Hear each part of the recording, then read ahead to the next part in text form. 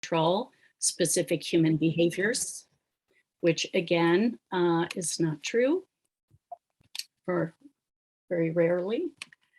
And in another paper by Fernbach et al., they reported that in thinking about genetically modified foods, the vast majority of scientists thought that they were safe to eat, while only a minority of lay people thought so. So when people are reasoning about genetics, they have beliefs that don't line up with the science. And I'm going to suggest that we can understand some of these problematic beliefs by this psychological tendency called essentialism. Some of you may have heard about essentialism, some may have not. I'm going to assume no prior knowledge. And the outline of what I want to say today is, first, I'll tell you about what I mean by psychological essentialism. Then I'll review work that we've been doing pretty much my whole career, looking at essentialist beliefs in young children, and what that reveals about essentialism as sort of a basic human tendency. Then I will raise the question of what implications the work on essentialism writ large might have for beliefs about genes, genetics, and I'll tell you about a couple of recent projects that we've done looking at that, and then draw some conclusions and hopefully have plenty of time for discussion. Okay, so psychological essentialism. I like to start with this example to illustrate what I mean by this. This is a wolf pup, and it's really cute. It looks like something you might want to just like pick up and cuddle and take home. But once you know that it is a wolf, you have certain expectations about how it's going to develop, sort of no matter what. You expect it to grow up to be a ferocious beast, that it has an innate predisposition to attack others, that it has some sort of inborn innate quality that is just inherently part of what it is as a wolf. So how do we represent this? So if you think about people's concepts like wolf, what traditionally has been done is people say, okay, well, what kind of features do you associate with a wolf? And typically these are things like, furry, big teeth, 4 legs, etc. But when you think about this, wolf cub, it's clear that just the features you can see don't capture our mental representations. We also believe that there are deeper features that make it a wolf, including features that maybe we haven't even learned about yet. But a scientist could learn if they study wolves in depth. And furthermore, we seem to have this belief that there's some quality, inborn, invisible, unchanging, that we might call the essence. And that's where the term psychological essentialism comes from, that this essence, even if you don't know what it is thought to be responsible for the features that will develop in this creature. Now,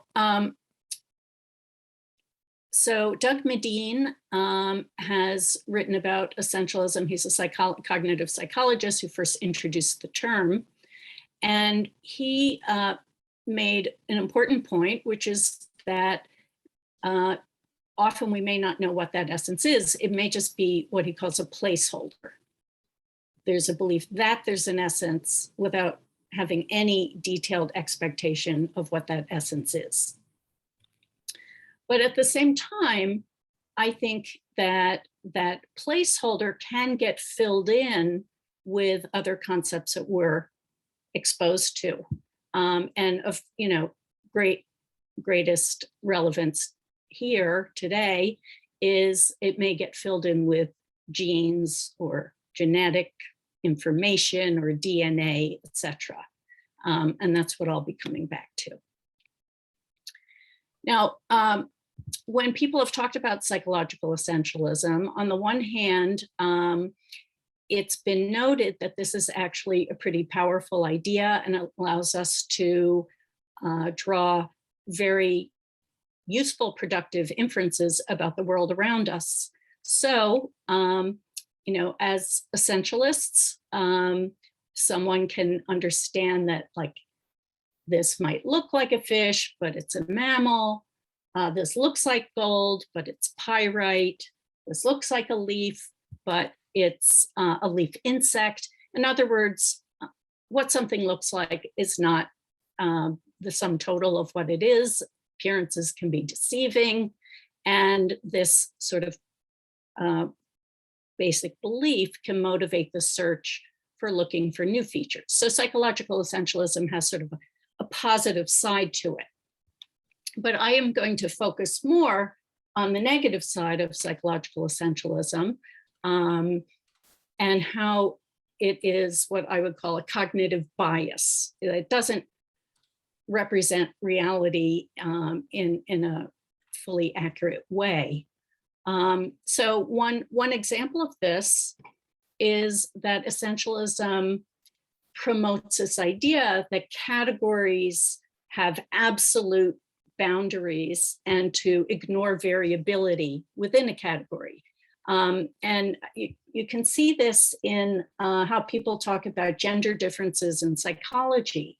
So this is an example of the size of effect when people have studied gender differences in various personality traits or behaviors and so forth that have often been studied in my field. And as I hope you can see, these are non-overlapping curves between, like, whatever the response is for females versus males, but so they're different, but they're largely overlapping.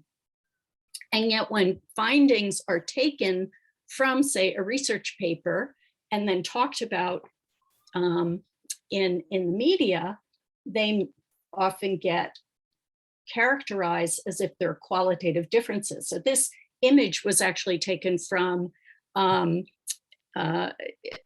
news report about a study looking at gender differences in the brain, which had more like this sort of distribution, but the illustrator had an image of a woman and a man with different parts of the brain lighting up in qualitatively different ways. Essentialism can also entail thinking that human-created structural distinctions, such as caste, this is just sort of an image of illustrating the caste system in India, or social class, are, the belief that they're natural, inevitable, fixed. And there's evidence as well that essentialism contributes to misconceptions about evolution. In the US, about 50 to 65% of adults believe that evolution is, a real phenomenon, in contrast to virtually all scientists. And it turns out that people who have more essentialist beliefs about animal categories are more prey to this misconception. There's been a lot of work looking at adults and endorsement of essentialist beliefs. And what many studies have found is that adults do endorse essentialism for a range of categories. These are the kinds of questions that might appear on a survey of essentialism. I've taken the wording from actual studies. Everyone is either male or female. There's nothing in between. People can't change whether they're shy, even if they want to. People are born with a predisposition to have a certain learning style. The kind of person someone is can largely be attributed to their genetic inheritance. Now, it's not that everybody endorses these beliefs for every category. There are wide individual differences, but these are commonly held beliefs about a range of categories including gender, race, personality, intelligence, even criminality and learning styles. Essentialism in adults also seems to be important because when we look at what it predicts, we see that essentialism of social categories like gender or race predicts stereotyping and prejudice, interethnic bias, how people categorize others into racial groups, and support for boundary enhancing policies, social policies. So for example, in this last paper that's kind of listed here, the lead author is Stephen Roberts, a former student of mine who's now a faculty member at Stanford. We found that adults who endorsed essentialism also were more likely to support policies, public policies that involved enhancing boundaries. So these included social policies that harm certain social groups, like support for a border wall at Mexico or banning Muslims from the US, as well as policies that help certain social groups, like support for single-sex classrooms. And these effects were held even when controlling for education level, political conservatism and religiosity. Now, we wanted to look at, given these beliefs in adults, where do they come from? And in particular, to look at children. And part of the reason to look at children is they don't have those years of experience and exposure to public discourse and so on. They're relatively sort of, I would never want to say that children are a blank slate, but they have less of this additional years of exposure to how people talk about categories.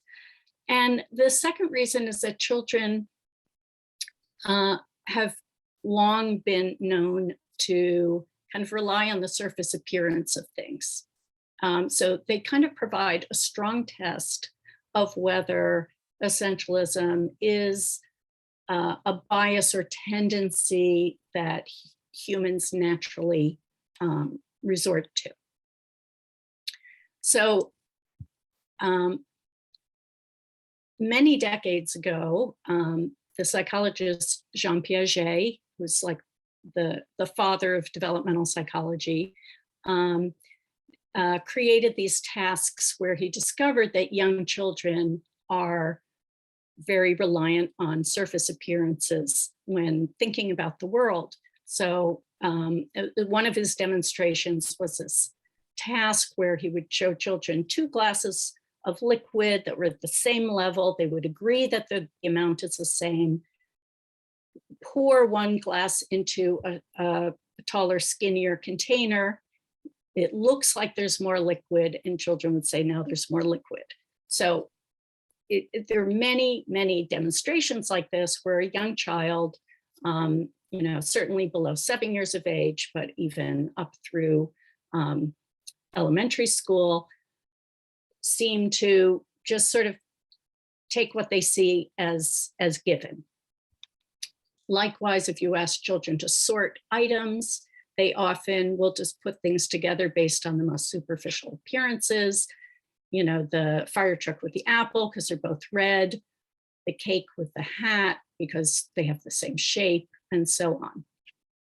But I think an important point to consider here is children have these difficulties and just rely on surface cues when it's up to them to figure out the structure of the world, when they're asked to form a category.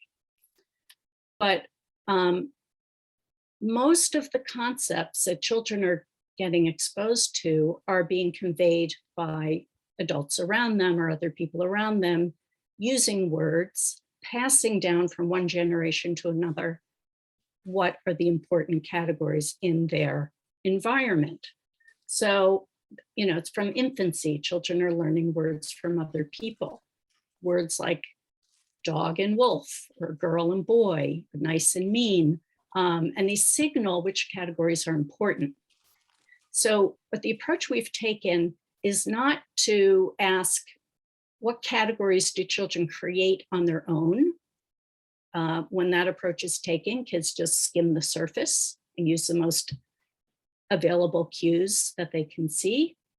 But instead, we asked, what expectations do children have about those categories that they're hearing about and learning about from others, the ones that are passed down in language from generation to generation? And I think this point is important because it part of what I will be arguing is that essentialism is this sort of intuitive bias that we have, but it's also informed by the categories that we hear about in our social environment. So to be concrete again with this wolf example, a 4-year-old very likely will not know the difference between a dog and a wolf. If you show them these pictures, they might not know which is which, but if they hear the labels, this is a wolf, this is a dog, the question is, what do they do with those labels? What inferences do they make? And that's been the project that I've been focused on for most of my career. I just show this to say some of our work is done in our on-campus lab. Some of our research is done at local museums. We're very fortunate to have a collaborative relationship with museums in Ann Arbor. And some of our research in the last couple of years has started to be online, reaching kids who maybe wouldn't have the opportunity to come into our lab or go to the local museums, but we can investigate how these kids are thinking as well. What I want to do is sort of zip through a number of findings and tasks that we've used to examine essentialism in young kids. And remember this idea that I brought up, that you can think of the essence as like a placeholder concept. All of the methods that I'll tell you about are looking at essentialism indirectly. We don't ask kids basically, what is the essence? What is it that causes a dog to be a dog, or that causes a wolf to be a wolf? But rather, we look at those indirect consequences of believing that wolves are deeply alike in non-obvious internal ways, that categories are importantly different from one another with a strong boundary between them, and so on. So you'll see, none of these will, ask kids about genes, for example, but they're all getting at this question of whether kids think categories have this sort of deeper structure, not just surface appearances.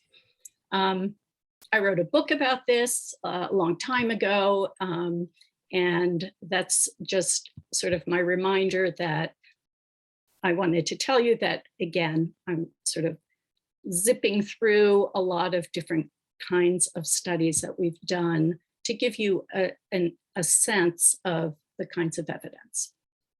And what you'll see through these different examples is that children embrace essentialism. Their concepts go beyond the obvious, and they do so in a variety of different converging ways. So children believe that categories are immutable. This was a task developed by Frank Kyle. If you tell a second grader that this is a raccoon, and then you describe a series of superficial modifications to the animal. So, painting a stripe down its back, removing some of the fat in its belly, et cetera, and then the animal looks like this. By second grade, children will say, it is nonetheless a raccoon. You ask them, what is this? They'll say, well, it looks like a skunk, but it's a raccoon because it started as a raccoon and you can't make it something else. They think that categories have an underlying reality. We assess this by including different kinds of animal categories, plant categories, substances in which appearance and reality conflicted. So, for example, this is a legless lizard. It is in fact a lizard. It just happens to look like a snake. And we told children, this is a lizard. And we told them, this is a lizard and this is a snake. And then after teaching children a new fact about this lizard and this snake, we asked them whether this lizard would have the same property as this lizard or this snake. And children as young as 2.5 would report that the two lizards would have the same properties, including the same internal parts. Even though it looks like a snake, it's going to share these non-obvious properties with another lizard. They also report that nature will override nurture. So we had these little scenarios in which kids were asked to make predictions about a baby animal that was raised by another species, in this case, a baby rabbit that was raised by monkeys. And what will this baby rabbit grow up to be like? And they make inferences much more often based on its category membership and not its environment. So in this case, for example, the rabbit will grow up to like carrots and not bananas, and will be good at hopping and not climbing.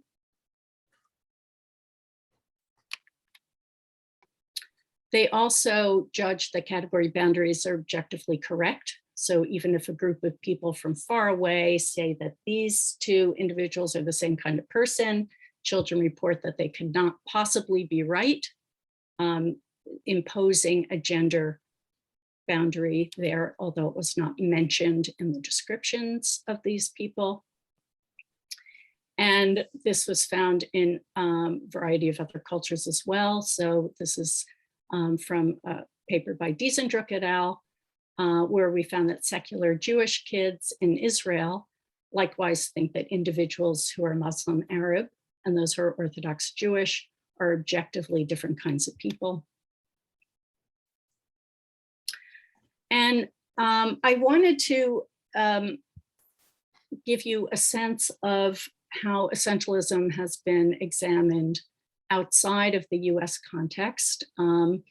This map of the world has pins indicating where people have used essentialism tasks to assess people's beliefs.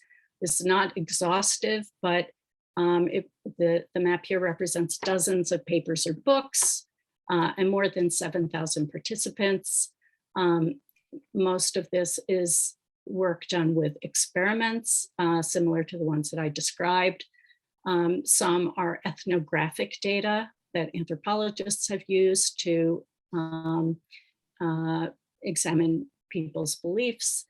And what you see is a very consistent pattern over and over again, whereby people essentialize the natural world, by which I mean, kinds of animals, kinds of plants. Where you see variability is in essentialism of the social world, such as race or ethnicity, occupation, and so on. So which categories get essentialized and to what degree varies a lot depending on the the location, the context, and so forth. And also the actual explanation of what that essence is, which you can ask adults, even though you can't ask children, that also varies in different parts of the world. So some of the people who have been studied talk about blood as part of the essence. Some talk about mother's milk. Some talk about osmosis through land or water that you've experienced as a young child growing up. And some talk about genetics or DNA. So I think this suggests a couple of things. One is that essentialism is easy to think, but also culture and experience matter. And I want to give two examples of the role of culture and experience before moving on to genetic essentialism. This was a Marjorie Rhodes's dissertation. Rhodes is a rising star in developmental psychology. She's a professor at NYU, and she got her PhD at Michigan in my lab. She studied two different towns in Michigan, indicated here.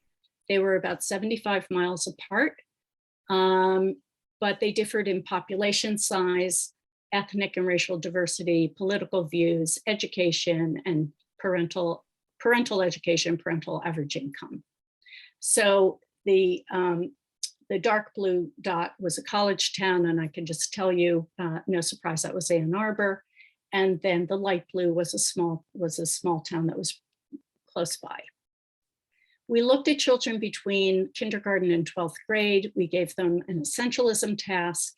And what we found was when we looked at essentialism for animal categories, no differences.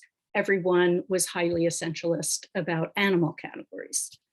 When we gave them an essentialism task about simple artifacts like chairs or cups, everyone was the same. They were not essentialist about these simple artifacts. But where we did find differences was in how they essentialized social categories. We looked at both gender and race, and this is, a little bit hard to convey just looking at all the data points here. But what we found was that the youngest children, 5 to 7, showed very similar patterns across the two towns. They were highly essentialist about gender, not very essentialist about race. But then as children got older, in this study, the next older group were 10-year-olds, so the 10 to 17-year-olds, as they got older, the children in the small town maintained their essentialism about gender and increased their essentialism about race, whereas children in the college town decreased their essentialism about gender, and their essentialism about race also dropped a little bit. So even though these two communities are in some sense part of the same culture and being matched for age, they were all attending public schools, neighboring counties in the same state, it suggests that something about children's experiences can either increase or tamp down essentialist tendencies, at least when reasoning about social groups. The second example I want to mention is from what's called the Trans Youth Project. This is led by Christina Olson, who's a professor at Princeton, who initiated this project a number of years ago. And the studies that I'll mention quickly are in collaboration also with Celine Gulgos, who's a professor at Fordham University. And as I'm sure you know, there are an increasing number of children who identify as having the gender that is different from the one that was assigned to them at birth, their their birth sex. And we were very interested in how these kids think about gender. In many ways, you might say that a child who identifies as trans has beliefs that run counter to essentialism, runs counter to the belief that gender is linked to biology, and runs counter to the belief that gender can't change, that immutability piece, the biological piece of essentialism. So we asked, we had two different tasks that both got at essentialism in slightly different ways. So first, we wanted to see whether transgender children make inferences about people based on their sex at birth. And second, we wanted to see whether transgender children think that gender is inborn.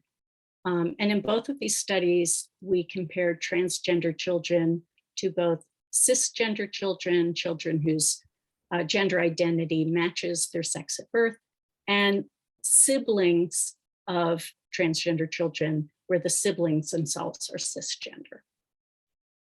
And I'm going to be really quick about this so I can have time for the other part of the talk. But the basic bottom line for this first study was, this was a study looking at whether children think that a child's sex at birth determines their later gender typed preferences, abilities, and so forth. And we found that children in all three groups were essentialist, especially at the younger ages, which is a pattern we typically find. So they reported that a boy raised in an all-female environment will want to play with dolls, or will not want to play with dolls, sorry, but will want to play football, for example. And that red line is simply chance. And so you can see that these lines are above chance, except at the very oldest group. And then with the separate group of children, we asked whether they view gender as inborn. So Andrew's a boy now. Was Andrew born a boy? And these values could go all the way down into this negative area, which would be anti-essentialist. And you can see that all three groups were essentialist, although here environment is playing a role, or sorry, the child's gender identity is playing a role. So we see less essentialism in transgender children and their siblings compared to the cisgender group, but all three were still essentializing. And then finally, we also asked about gender identity. Charles feels like a girl. Was Charles born feeling like a girl? And here we see a different pattern again. So here the transgender children were actually the most essentialist. So they're most likely to think of gender identity as determined at birth. And this was higher than both the cisgender group and their siblings. So you can see how these patterns pull apart. And again, the bottom line here is that essentialism is a pretty robust tendency in children, even in this group, but it's also a flexible and adaptable belief system that varies based on the child's experience. And that's basically what I say here. By 4 to 5 years of age, children show this robust essentialist set of expectations, wherein categories have inner unobservable quality or substance that is causally powerful. Although this is a very widespread belief, it also varies in context across cultures. And this idea that essentialism comes to us very easily, but also it's sensitive to cultural input. Okay, so now genetic essentialism. And so there's evidence that people maybe, at least in the US or in industrialized societies, may be filling in the essence placeholder with genes.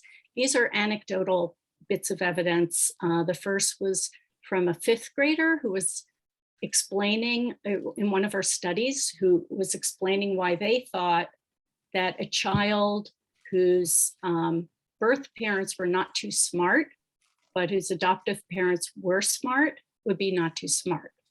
It will have trouble, it's in its genes. The second example was something that a graduate student told me. Her father's Jewish, her mother is not, and she met someone who was very interested in her, but then when he found out that her mother was not Jewish, he said, I can't date anyone who's not a mitochondrial Jew. And then the third example is from a book about someone who underwent a heart transplant and was very interested in her experience and interviewed a lot of different people about a lot of different heart transplant recipients about their experiences. Informally, it was not a scientific study at all. And the wife of one of the heart transplant recipients talked about how her husband changed after he got his heart. And she said, well, of course, he's different. They're genes and energy in him from somebody else's body, and these things affect you. So there's actually a very useful scale that was developed by Johannes Keller, published in 2005, that assesses people's beliefs in genetic determinism. And I mean, this is just a subset of the items, but all of the questions have to do with how much genes, genetic causes, genetic inheritance, genetic predisposition may be responsible for someone's abilities, traits, bodily factors, and so forth. Now, why do I call this genetic essentialism? And here I just want to go through a couple of points from this paper on genetic essentialism by Dar-Nimrod and Heine, who argued that when people think about genetics, it's often shaped by these prior beliefs about psychological essentialism, and that is what leads to certain biases or misconceptions. So it can lead to thinking of outcomes as immutable, predetermined, where genes are the fundamental cause instead of one factor among others. That it can lead to belief that groups with a shared genetic foundation are homogeneous and discrete from other groups, and viewing outcomes as natural. And they talk about the naturalistic fallacy, which I won't get into. They also argue that these have consequences for people's attitudes, behaviors, and public policies. So what I want to do is just tell you briefly about a couple of projects that we've conducted looking at how the extent to which people engage in genetic essentialism and what the consequences are for certain judgments. We looked at people's beliefs about bodily transplants and their beliefs about criminal behavior. Okay, so there has been a little bit of work looking at essentialist beliefs about bodily donations or transplants. People report not wanting a heart or a kidney from a violent murderer, for example.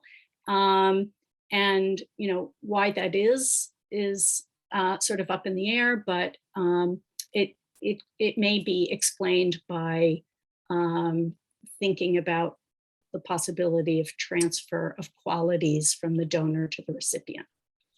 There was also a very small study of heart transplant recipients where about a third of them thought that they could potentially have acquired qualities of the donor. And we were interested in looking more systematically about whether people believe not only, not wanting, say, a transplant from a violent murderer, but do they think that having these parts inside of them could transfer qualities to the recipient? So we looked at three kinds of donations: blood donations, heart donations, and I kind of have to apologize for this last one with this group. We described DNA donations, which is, exactly what that means. It's not clear, but people seem to accept that as very plausible. We varied the donors. We had 5 kinds of donors. I have examples here. And we asked how much they would like this donation, if they needed it, if they needed this transplant, what the consequences would be that were non-essentialist, things like would it affect your reputation, or do you think it would be kind of creepy, and essentialist consequences, in particular, like how much do you think your personality or behavior might change to become more like that of the donor following the transplant.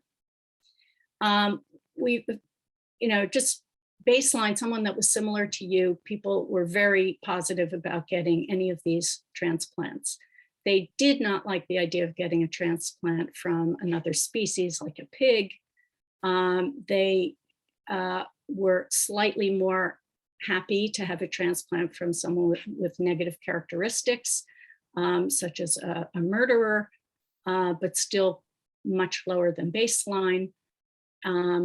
They like the idea of getting a transplant a little bit more from someone who was a different sex or sexual orientation than themselves, and someone with positive qualities. They thought that was good to get the transplant, like someone who's very generous or has a high IQ.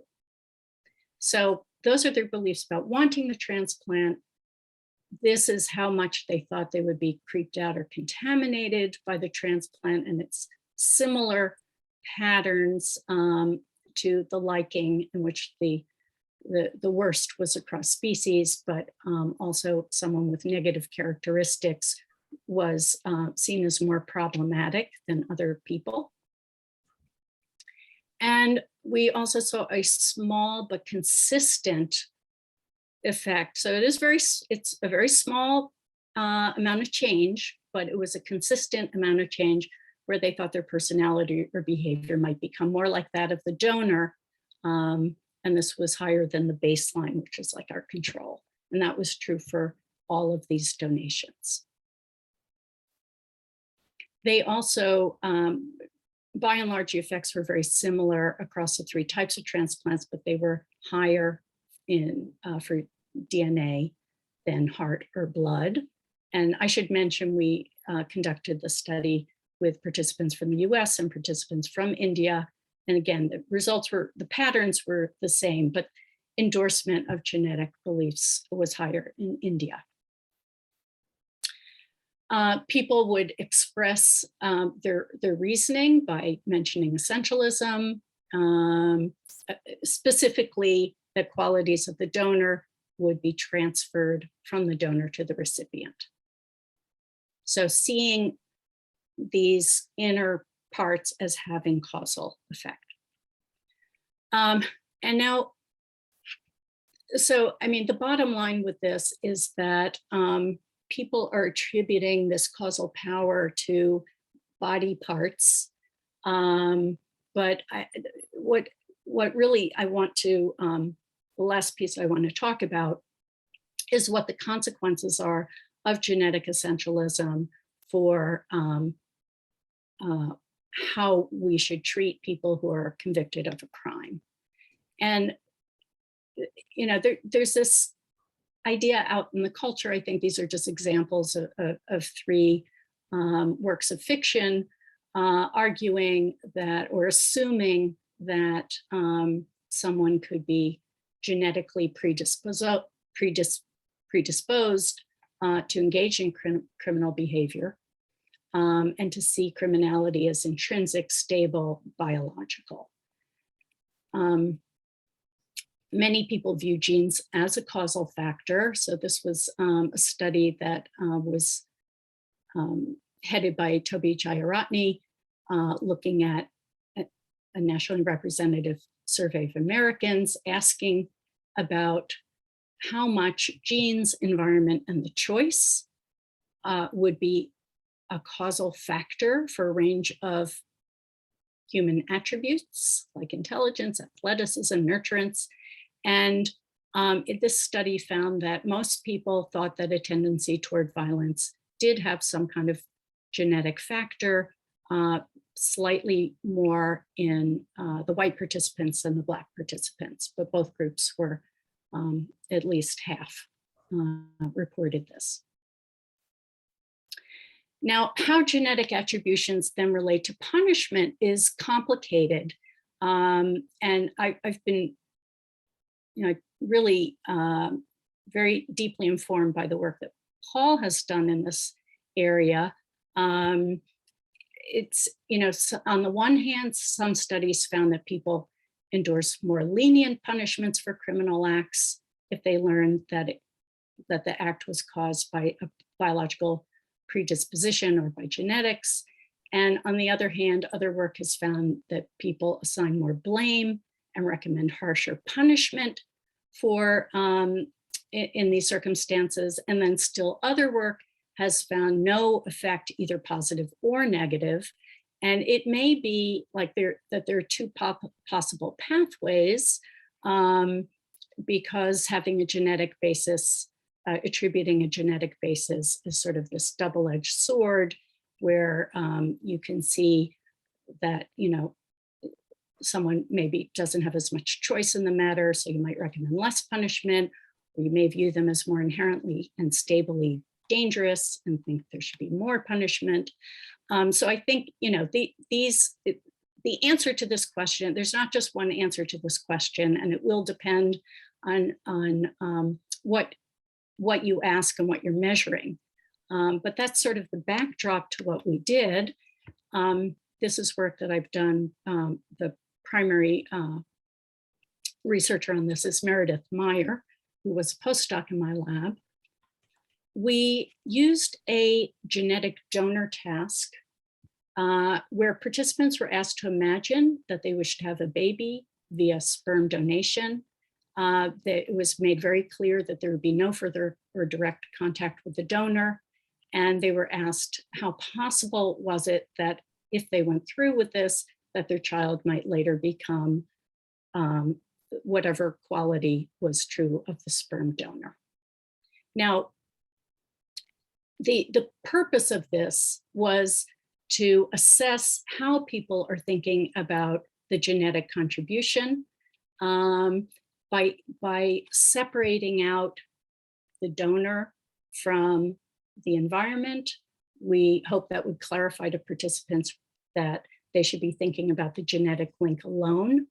And we asked whether people believe that criminal tendencies are carried in the genes and passed along to their children. That would be a genetic essentialist view. And if so, what are the implications for their views on punishment? So it's not just that there was a genetic link, but how are they thinking about that link?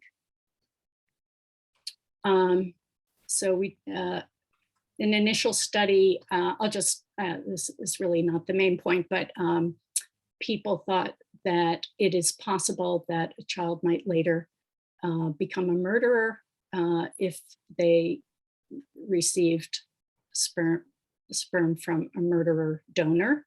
And that was higher than, we had two controls, being tall or speaking French. That was a high baseline, low baseline, and murderer is in between the two of those.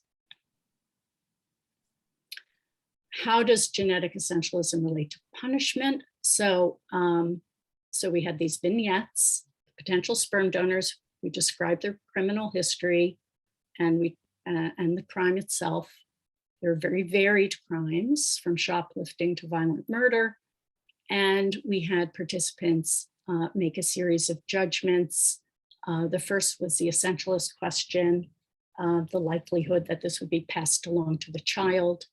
The second was a punishment judgment. These were our two main DVs of interest. But then we were also interested in their beliefs about punishment more generally. How much did they support the death penalty, for example? And then with regard to their punishment recommendations for the donor, we looked at whether these were mediated by why they were in favor of punishment, like retribution, rehabilitation, and what attributions they made of the donor. How much choice did he have in committing that crime? How much did they blame him? And so on. And then we also included the Keller scale. This just shows you how often people did think that the criminal tendency would be passed along from the donor to the child. And, you know, whether you consider these high or low, I guess is a glass half empty, glass half full question. I see these as pretty high. You know, almost a third of people thought that if there is a crime that involves a lot of harm, that could be passed along to the child. Study 3 used a rating task of 1 to 7, so they're kind of in the middle. And high harm crimes were thought to be more transferable than the tendency for criminality when it was a low harm crime. Okay, now here again, the consequences for recommended punishment. And you'll remember this idea of a double-edged sword. And so let's see what we found. In these studies, we found a positive correlation between genetic essentialism, thinking that these genetic tendencies would be passed along to the child, and harshness of punishment. So these are small to moderate, positive, consistent correlations. The more they essentialized, the more they endorsed harsher punishment.